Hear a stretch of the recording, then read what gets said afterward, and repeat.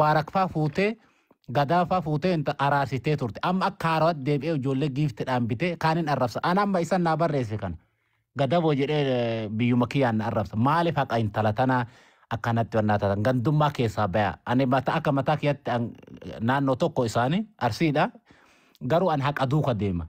Jaalatee kennee ho'ita san kennaadha bakka kennaa egaa kenne dhumatee jira. Wanni giddiin ani teeruu maali wanni akka jedhaniin hin ta'u. Qeerroon hin ta'u mucattii tanaa dhugaa rabbiititti. Mucaan akkatti mataan qabu gara mara deemee nama arrabsu kun hintala tanaan tayu. Hintala tana dhiisaa namallee nutti hin kolfisiisina kutaa birallee dhiirri nutti hin kolfisiisina. Jaalatee kennee bawwala qaman. Arsenaalii dhiifama daangaleessitti taree dhiifama. Ila waan tokko beeki. Amma ana mala dhiiratee naa hin beeka. Keessattuu ijoollee dhiirarsii kana jechuun waan ofii jaalatte namaan hin jaalattu. Amma mucayyoo garaa seentanii tiniin ofii keessaniitti siqu eddan hin beekaa. Gara laafoo ani bultii ijaaradhee jiraan. Ooyee kan mangistii geeffata. Goy garlaafo waan akka yoo misejii si barreessu taate boontuun amma achirra kaa'e boontu waan akkasiiti an bultii ijaaradhee jira boontu waa'ee jaalalaatti miti an haqa duuka deemaa jira bakka garlaafo maal taate rabbii sodaadhu atoo durna jaallata addama haqa koo dabsuu barbaadda garlaafo bakka hayxi jirtu osoo abbaa kiyyallee maan taane garaat islaamaa malee haqarraan taa'an jetti oromoon an haqarraan gor'an mucatti jaalalaa wannaan qabu bane fuutanii gandatti hin galchina arsii gandatti jira naannoo tokkootiin beekan Gabaya amma isin guutuu abbaan manallee adubbatu waa takka carraa naa kenna yeroo baay'ee haasofitaniirtan qaati isin caqasa tokkoffaa irra dhageeffadha sina siraata manaa eegaa wanni itti haasaa jirru raggaxaa osoo hin ta'initti waan dhugaa irraa haasaa jirra ijoolleen kunniin lamaan kan wal dhaban ganda bakka bu'anii waliin dhabne tokkoffaa irratti qunxurroo fi muxxeen bakka ganda qabdu sigalee kutaa mara waliin qadaada fide wanta kana bira sin jiru koos biran jiru innis na biraan qabu waan akka naanaa soo mucaa wanta waggaa guutuu jini dubbadheeyyuu inni baalagee waan hin taaneef isini agalu kun Inde maaltaan ijoon hundaan baasee natti agarsiise namoonni.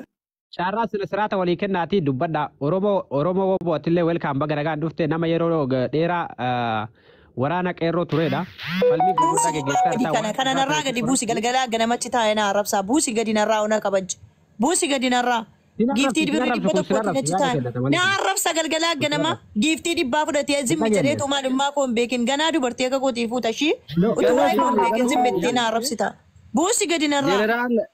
Jeneraal Galatoomii. Boontuu ati dhageeffadhu namni tokko dhagaye boontuu waa tokko dhagaye dhageeffadhu boontuu ati tokkoffaa irratti yoo dhugumaa wanni kun narraa haa dhaabbatuu barbaadde yoo nullee akkasii dubbannu barbaadde tasgabbiidhaan nu wajjin dubbadhu. Nuti akka intala Oromoo takkaas wajjin dubbataa jirra malee obboleettiiti yookiin garaa wajjin hin dhalanne. Ani garuu dhugaa kee garaa na nyaatetti wajjin dubbataa jira. Namni kamuuyyuu sababii isin lamaanii nama hedduu xilaata horataa jira gabaa gamanaayyuu.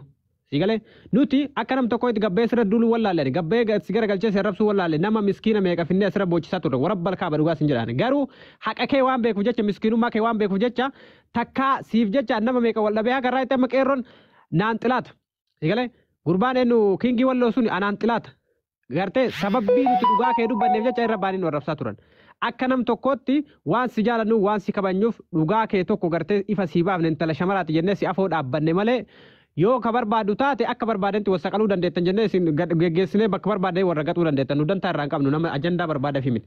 Kanaafuu tas gabbaayee wayitii nam dubbatullee dubbii namaa dhageeffadhuuti akka nam tokkootitti sii ilaallaa intala Oromooti nu biratti miidhamuu hin qabdu namni guutuu haqa jiru dubbateetini waan kana nagaa buufna gara nagaatitti finna. Nageenni yoo kan buune taate waliin gayyaanee immoo lola immoo nuti yoo barbaachisaa ta'e lafarratti loluu dandeenya nuti qilleensi qofa irratti miti. Waraanni keenya bakka mara jira. Kanaafuyyuu waan kana xumuratti goona atillee immoo obsaan nama dhageeffadhuuti carraa kee eeggadhuuti yeroo namni dubbadhu sin jedhetti waan garaa qabdu kamuyyuu gadhoosi dubbadhu akkasiiti itti kufa. Kennuuf keetiif fatiyaa gadi hin buusinaa fatiyaa ollaa deebisaa ol deebisaanii fatiyaa. Usme yaa fatiyaa fi gurreen humaa duudena fakkaate haa Oromoo dubbadhu. Ayyee galatoomi. Dhugaa rabbii yoo dubbanne dhugaa sanii rabbii tokkotu beeka. Dhugaa gurbaa kanaa namni beekaan jirtan isin hundi keessanuu beekaan jirtan gara laafolleen dhugaa sanii tuttuqeetii jira. Dhugaa micaa kanaa namitu argaan jiru. Micaan kun nama dhugaan jabaadha. Jabaa namaati. Gara laafaa namaati. Akka qeerroo Oromootitti osoo hin taane adda ta'ee akka hayyuu mul'ateedha qeerroon jechuudha. Wallaan kanaaf waan biraatti osoo deeggaru osoo hin taane nama beeka nama miskiina biran dabarre nama kufee namummaa isaanitti faarsii jalaa jiru Oromoo dhaggeeffadhu waa tokko beeku Oromoo. Kijibdu ergamtu dhaggeeffadhu si Oromoo. Kijibdu bu'ii gadi narraa. Likiskis. Oromoo kutaa kudha tokko bira eenyu giiftii kennee beeka kaleessa si bareessii komaandoo jedhee giiftii dhibbaatiin si bitee bara. Maal abbaa keetii waa odeessuu barbaaddeeti. Deemi natti cabsi. Achi teessee na arrabsitaati. Oromoo dhaggeeffadhu mana kooti bilookiidhaan. Si qeerrooni Oromoo kutaa kudha tokko memee taphanni namaa dhaqee ababaa tokko kenne naafidi. Kaleessa aanatu si bilooke kunoo iskiriishuut godhee si agarsiisa. Aanatu satachitti afaan bantu galgala ganama si bilooke. Dhagee Oromoo kutaa kudha tokko qeerroon eenyuuf ababaa kenne boontuun bar ilillii fudhatteellee qeerroo mana namaa dhatti. Kaleessa naa walolee dhufe giiftii sitti kenni naan afaan abbaa keetii natti bantaat. Tortoraa eessatti beekta waa'ee kootii waa isaa. Qaba afaan kan kee walitti dhiira ta'i saree.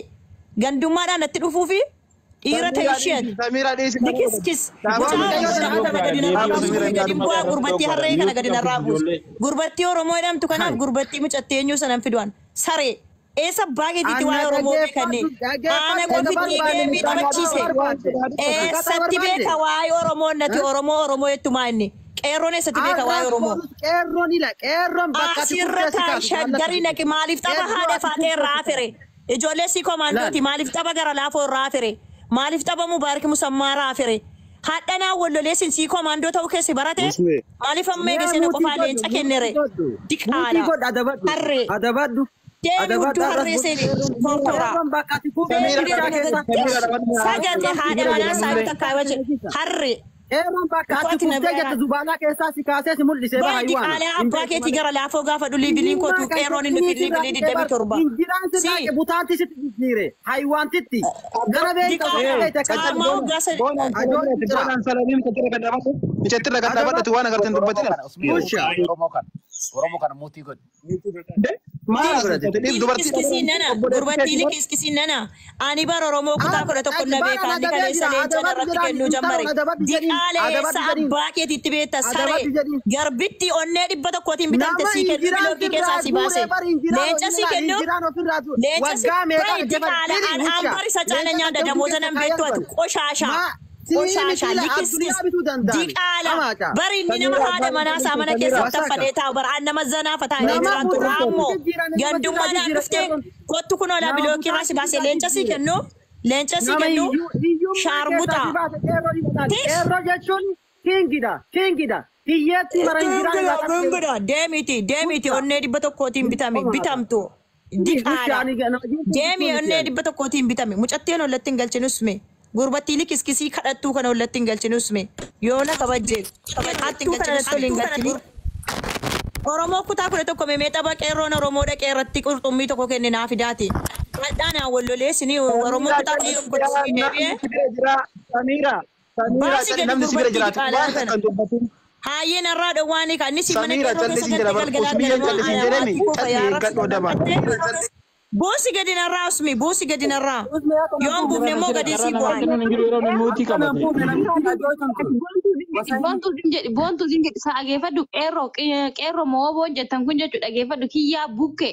Ati qooyi maaltu si galchi irraa nyaatu baatte kiyyaa diqaalaa kunturroon gubbatti ol deebi'e dhageeffadhu bukke. Ati si jammar dhiira miti barbeera. Nadhichaati nadhoodhaa bara akkasitti aamin jedhi kaa'amma si dhufe. Mana galchina gammaa usme kana ajaawaa afaan ajaa ka suudii keessatti gaala fir'ee hudduu saltu ennaati badana diqaala bukke ajaawaa bar Saudi Arabiyaa keessatti gaala hudduu salaa bar Ira, waan wasa ka duukaa ta'u